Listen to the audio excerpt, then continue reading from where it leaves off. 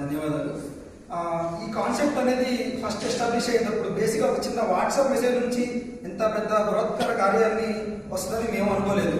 కానీ యువతలు ఎప్పటి నుంచో లోపల వాళ్ళకి అనుకున్న ఐడియాస్ అన్ని ఎలా ఎస్టాబ్లిష్ చేయాలనే ఒక వేదిక లేదు. ఈ రోజు ప్రతి ఒక్కరు రాజకీయాలు రావాలనే ఉద్దేశం ఉంది, కానీ కొంతమంది యువత రాజకీయాలకు పరోక్షంగా రాలేదు, ప్రత్యక్షంగా రాలేదు. వెనకాల నుండి వాళ్ళ ఐడియాస్ ఇస్తూ ఉంటారు, సోషల్ మీడియాలో తెలియజేస్తూ ఉంటారు. కానీ మన ఊర్లో ఒక వేదిక క్రియేట్ చేసుకొని మనందరం ఒక చాటకు వచ్చి మన ఐడియాస్ అన్ని బయటికి ఎస్టాబ్లిష్ చేసుకొని మన గ్రామానికి ఎలా అభివృద్ధి పదం నడపాలని ఒక ఉద్దేశంతో ఈ కార్యక్రమం జరిగింది.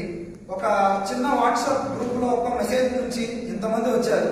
ఫస్ట్ అనుకున్నాం ఇంతమంది వస్తారా రారని, కానీ ప్రతి ఒక్కళ్ళు దాన్ని వాళ్ళ స్వయంగా వాళ్ళ ఇనిషియేటివ్ తీసుకొని మేము ఉన్నాం అని చెప్పి ఎంత నుంచి ఒక వారం నుంచి డిస్కస్ చేసుకున్నప్పుడు ఒక సెటప్ ఒక స్టేజ్కి వచ్చారు. ఒక స్టేజ్ ఫామ్ చేసుకుని స్టేజ్లో మనం ఎట్లా ఎస్టాబ్లిష్ చేసుకొని మన థాట్స్ అని ఎట్లాగా బయటికి చెప్పాలనే ఉద్దేశంతో ఇది జరిగింది కార్యక్రమం. ఇక్కడ మన ముఖ్య ఉద్దేశం ఏంటంటే మనం రాజకీయంగా ఎవరికి శత్రువు కాదు, ఎవరికి మిత్రులు కాదు.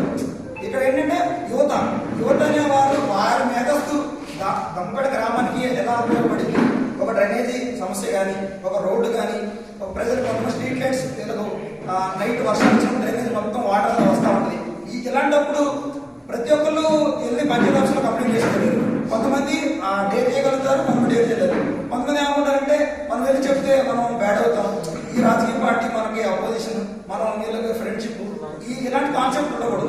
ఎవరన్నా ఒక మనం ప్లాట్ఫామ్ సెట్ చేసామంటే అందరూ ఈ ప్లాట్ఫామ్లోకి వచ్చి వాళ్ళ సమస్య తెలియజేసి మనందరం ఒకటే కుటుంబం లాగా వచ్చి ఈ సమస్యను పరిష్కరించే విధంగా మనం ముందుకు వెళ్ళాలి. అలాగే అందరూ ఉండాలి తప్ప దీంట్లో వ్యక్తిగతంగా ఎవరికి లాభంగా ఉండదు, ఎవరికి నష్టంగా మనం ఏం చేయట్లేదు. యువత అందరూ ముందుకు వచ్చి మీ యొక్క అభిప్రాయం తెలియజేయాలని